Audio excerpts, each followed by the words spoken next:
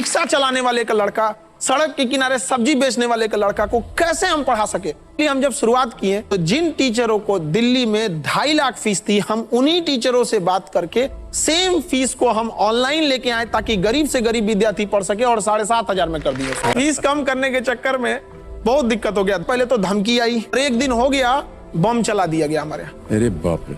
तो जिन लड़कों को हम लोग ने पढ़ाया था वो सारे लड़के घर से उठ कर, लॉज से उठ कर